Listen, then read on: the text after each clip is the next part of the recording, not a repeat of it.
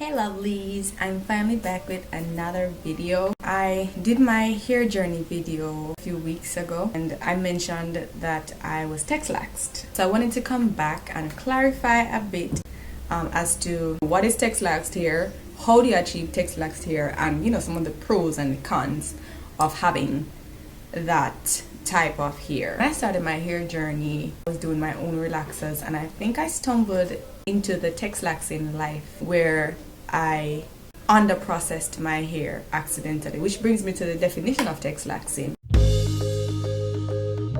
Texlaxing is processing your hair, be it with a cream relaxer or some persons use a texturizer, but it's deliberately under-processing your hair so that the results are not bone straight, but rather leaving some texture in your hair.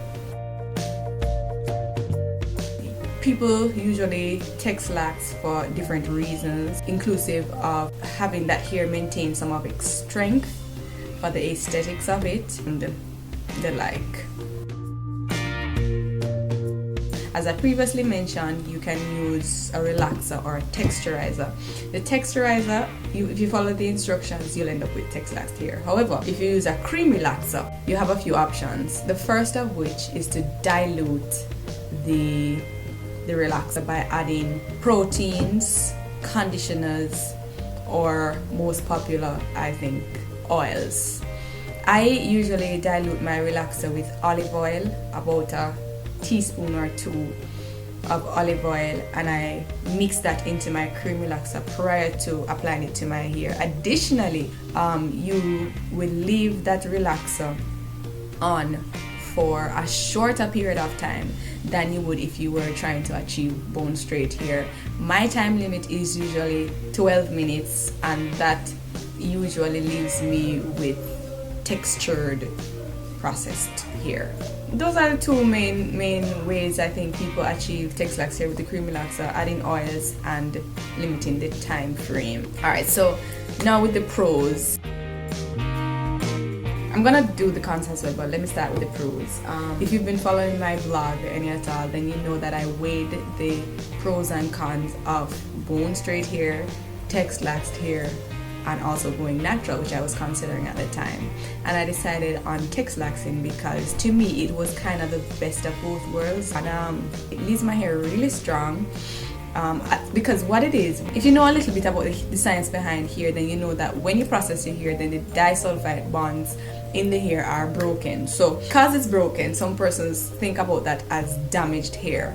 So texlaxed hair is a little bit less damaged because the chemical used is not as harsh, having been diluted with the oil, and or it doesn't stay on as long. Another pro of texlaxing is styling versatility.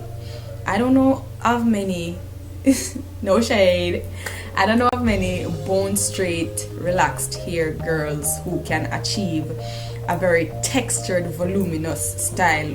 I was able to execute some of the styles that naturals were able to do. With texlaxed hair, you can fake the funk a little bit more. You have the best of both worlds. You can get away with the curly textured styles, and you can also achieve straight hair or bone straight hair a little bit easier than you would had you been natural.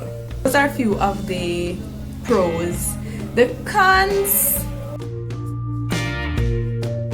number one, if you love natural hair, it's not natural hair. And I think the second one would be it's not as easy to manage as bone straight hair naturally, because you still have some of your curls and your kinks in there, so it makes for longer styling time and longer wash days and so on. So those are some of the pros and the cons. I think the pros far outweigh the cons. I love my texlaxed hair.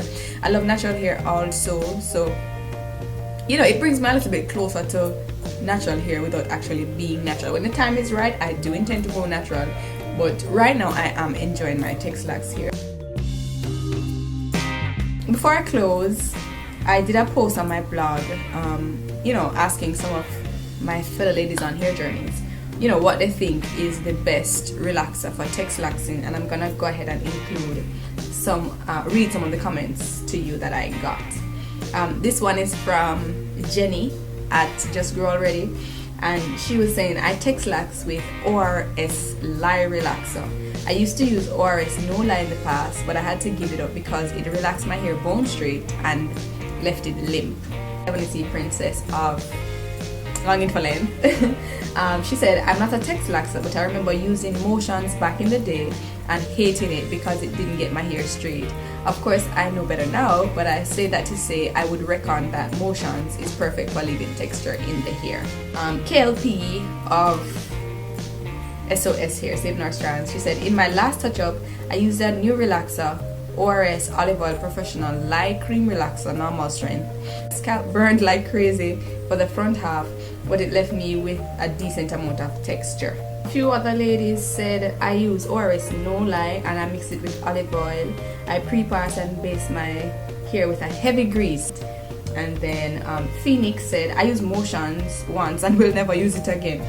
I'm not a texlaxer either. I like my hair being straight, so I guess in a sense she's saying that it's a good one for texlaxing. Personally, I think I was using Motions, that big tub, because I was in Japan at the time and I brought with me a big tub of, I believe it's either yellow and purple or something like that, and that is the one that caused my hair to remain kinky curly, you know, to be under process. So I would say that maybe that's a good one as well. So those are the two that I can say I have experience with, and both of them are okay.